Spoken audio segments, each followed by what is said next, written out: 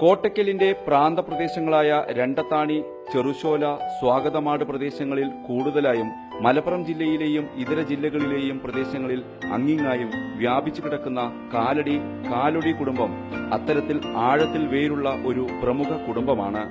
16-ാം നൂറ്റാണ്ടിൽ കാലടി പ്രദേശത്തു നിന്നും വന്ന് താമസിച്ചവർ എന്ന നിലയ്ക്കാണ് കാലടി എന്ന പേര് വന്നത് എന്ന് കരുതപ്പെടുന്നു.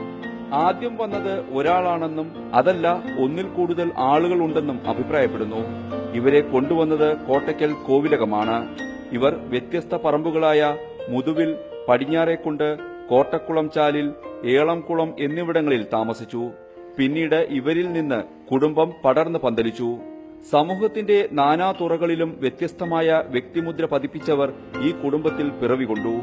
1920കളിലെ ആംഗ്ലോ മാപ്പിള യുദ്ധത്തിൽ നമ്മുടെ തറവാട്ടിലെ ഒട്ടേറെ പേരുടെ സാന്നിധ്യമുണ്ടായിരുന്നു.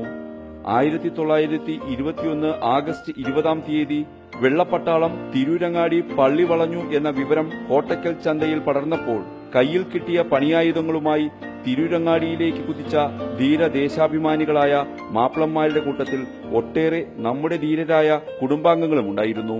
കാലടി മുതുവിൽ തറവാട്ടിൽ ഭക്ഷണ സാധനങ്ങളും വീട്ടുപകരണങ്ങളും കൂട്ടിയിട്ട് പൂർണ്ണമായും അഗ്നിക്കിരയാക്കി. ഈ ഓർമ്മകൾ ഈ കുടുംബത്തിന്റെ മനസ്സിൽ ഇപ്പോഴും മായാതെ നിൽക്കുന്നു. കുടുംബത്തിലെ പലരെയും ബ്രിട്ടീഷ് പട്ടാളം പിടിച്ച് ബല്ലാരി ജയിലിലടച്ചു. 1921 ലഹളയോടനുബന്ധിച്ച് നാട്ടിൽ പല സ്ഥലങ്ങളിലും നിയമവാഴ്ച തകർന്നപ്പോൾ കള്ളന്മാരെയും കൊള്ളക്കാരെയും പ്രതിരോധിക്കാൻ നമ്മുടെ കുടുംബം മുന്നിൽ നിന്നു. സ്വാതന്ത്ര്യസമര സേനാനികളുടെ പട്ടിക പരിശോധിച്ചാൽ ഇന്നും കാണാൻ പറ്റുന്ന ചില നാമങ്ങളാണ് കാലടി മമ്മൂട്ടി ഹാജി, കാലടി തേനു, കാലടി മൊയ്തീൻ, കാലടി സൂപ്പി തുടങ്ങിയവർ. അന്ധകാരത്തിന്റെ കറുത്ത പാടുകൾ സമൂഹത്തിന് ദിശയറിയാതെ വട്ടം കറക്കിയപ്പോൾ ആ കറുത്ത പാടുകളെ വകഞ്ഞു മാറ്റിക്കൊണ്ട് വിദ്യാഭ്യാസത്തിന്റെ വെളിച്ചവുമായി മുൻപേ നടന്നവരിൽ ഈ തറവാട്ടിലെ ആദ്യകാല അധ്യാപകർ നിസ്തുലമായ സേവനമാണ് കാഴ്ചവെച്ചത്. പിന്നീട് സമൂഹത്തിന്റെ നാനാതുറകളിലും വ്യക്തിമുദ്ര പതിപ്പിച്ച പല വ്യക്തിത്വങ്ങൾക്കും ആദ്യാക്ഷരം കുറിച്ചുകൊടുത്തത് നമ്മുടെ തറവാട്ടിലെ ആദ്യകാല അധ്യാപകരായിരുന്നു. കാലടി കുഞ്ഞലവി, വലിയ കോയ, ചെറിയ കോയ, ബീരാൻ, കുഞ്ഞേനി, ഹൈദ്രു, രായിൻ, കുഞ്ഞഹമ്മദ്, മൊയ്തീൻ, കുഞ്ഞിമൊയ്തീൻ കുട്ടി, മുഹമ്മദ്, കുഞ്ഞിപ്പോക്കർ, കമ്മു, മൊയ്തു എന്നീ അധ്യാപകർ ഇവരിൽ ചിലർ മാത്രം. നമ്മുടെ തറവാടിന് അധ്യാപകർക്ക് പുറമെ പ്രധാനമന്ത്രി പേഴ്സണൽ സ്റ്റാഫ് അംഗം ഉൾപ്പെടെ നിരവധി ഉദ്യോഗസ്ഥ തലങ്ങളിൽ ശ്രദ്ധേയമായ സംഭാവനകൾ ചെയ്ത ഉന്നത വ്യക്തിത്വങ്ങളും ഈ തറവാട്ടിൽ പിറന്നു. ഇവർ അവരിൽ ഏതാനും ചിലർ മാത്രം. ബീരാൻ മാഷ്, AEO Parappanangadi, Moideen Sahib, PMO income tax commissioner, Muhammad sales tax officer, Kunjahammed Kutty DIG registration. സമൂഹത്തിൽ എല്ലാ തുറകളിലും നമ്മുടെ കുടുംബത്തിന്റെ സാന്നിധ്യമുണ്ടായതുപോലെ ജനങ്ങളെ ദീനി വെളിച്ചം നൽകുന്ന പണ്ഡിതരുടെ കുടുംബത്തിലും നമ്മുടെ ശക്തമായ സ്വാധീനമുണ്ടായിരുന്നു. ചെറുശോല ഉസ്താദ് എന്ന പേരിൽ അറിയപ്പെടുന്ന കാലടി കുഞ്ഞു മുഹമ്മദ് ഉസ്താദ് അത്തരത്തിൽ ഒരു പ്രതിഭയാണ്. ആയിരക്കണക്കിന് ശിഷ്യരുണ്ടായിരുന്ന ചെറുശോല ഉസ്താദ് ഒരു നാടിന്റെ ദീനിയായ വിജ്ഞാനത്തിന്റെ വിളക്കുമാടമായി പ്രകാശിച്ചു. ആയിരങ്ങളായ ശിഷ്യരിലൂടെ ആ പ്രകാശം ഇന്നും ജ്വലിച്ചുകൊണ്ടിരിക്കുന്നു. ഈ ഗണത്തിൽ വരുന്ന മറ്റൊരു വ്യക്തിത്വമാണ് കാലടി അബൂബക്കർ മുസ്ലിയാർ. ചെമ്മാട് പള്ളിയിലെ ഖത്തീബായിരുന്നു.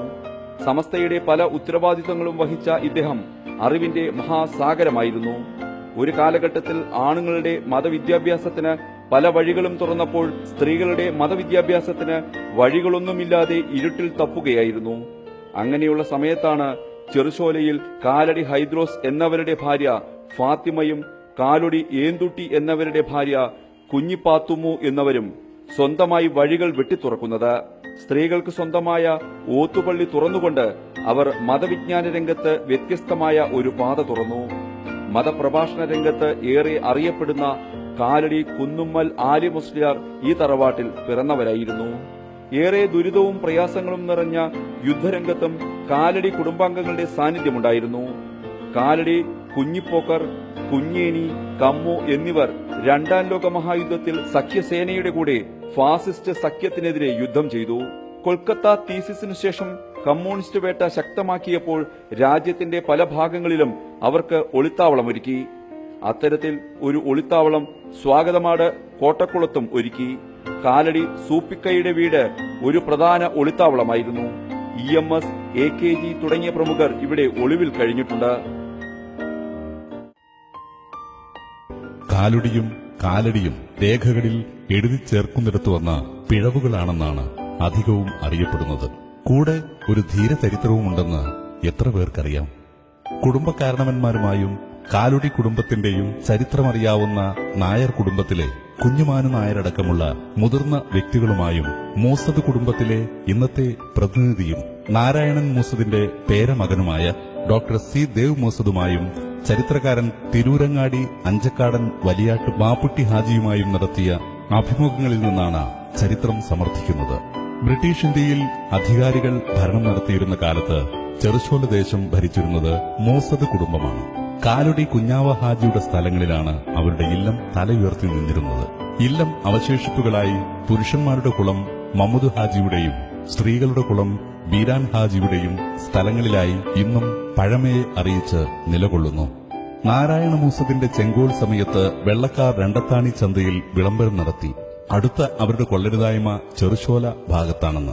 ആ നിമിഷം കാലുടി മമ്മൂട്ടി എന്നിവർ ആ പരിപാടിക്കങ്ങ് വന്നാൽ ആരും ജീവനോടെ പോകില്ലെന്ന് പറഞ്ഞ് അവരെ ആട്ടിയോടിച്ചു. പട്ടാളം രോഷാകുലരായി. തിരൂരങ്ങാടി മജിസ്ട്രേറ്റിന് കേസ് ഫയൽ ചെയ്തു. വാർത്ത നാടെങ്ങും പരന്നു. മമ്മൂട്ടിക്കാക്കയെ അറസ്റ്റ് ചെയ്യുമെന്ന വിവരം മനയമ്മയുടെ ചെവിയിലുമെത്തി. ഇല്ലത്തെ മുതിർന്ന വനിതയും അധികാരിയുടെ അമ്മയുമാണ് മനയമ്മ. കാലുടി മമ്മൂട്ടിയെ പോലീസ് കൊണ്ടുപോയാൽ ഞാനിവിടെ തലമുണ്ടനം ചെയ്ത് നടക്കും. മാത്രമല്ല ഉണ്ണി ഇല്ലത്ത് കാലുകുത്തുകയുമില്ല. കാരണം നിന്റെ വെള്ളക്കാരുടെ തന്ത്രം കാരണം നാട് മതഭ്രാന്ത് പിടിച്ചപ്പോൾ ആ മമ്മൂട്ടിയാണ് ഇവിടുത്തെ സ്ത്രീകളുടെ മാനം കാത്തത്. നിന്റെ അമ്മയുടെയും അത് മറക്കണ്ട. അമ്മയുടെ താക്കീതും മജിസ്ട്രേറ്റിന് മുന്നിൽ പ്രതിയെ അവതരിപ്പിക്കുക എന്നതും അമ്മയുടെ ബുദ്ധിമാനായ ഉണ്ണി ധൈര്യപൂർവ്വം കൈകാര്യം ചെയ്തു. താൻ പറയുമ്പോൾ മാത്രമേ എണീക്കാവൂ എന്ന നിർദ്ദേശം കാലുടി മമ്മൂട്ടി എന്നവർക്കും. കേസ് വിളിച്ചു. വീണ്ടും വീണ്ടും വിളിച്ച് പ്രതി ഹാജരാവാതെ വന്നപ്പോൾ ചെറുശോല ദേശം അധികാരി നാരായണൻ മൂസദിനോട് വിശദീകരണം തേടി. തന്റെ ദേശത്ത് കാലുടി എന്ന വീട്ടുപേരിൽ ആരും ജീവിച്ചിരിപ്പില്ല എന്ന് തെറ്റിദ്ധരിപ്പിച്ച് കേസ് അവസാനിപ്പിച്ചു. കാലുടി മമ്മൂട്ടി എന്നിവരുടെ രേഖകളിലെല്ലാം കാലടി എന്ന് തിരുത്തിച്ചേർത്തു. പിന്നീട് പലരുടെയും രേഖകളിൽ കാലുടി എന്നും കാലടി എന്നുമായി മാറി.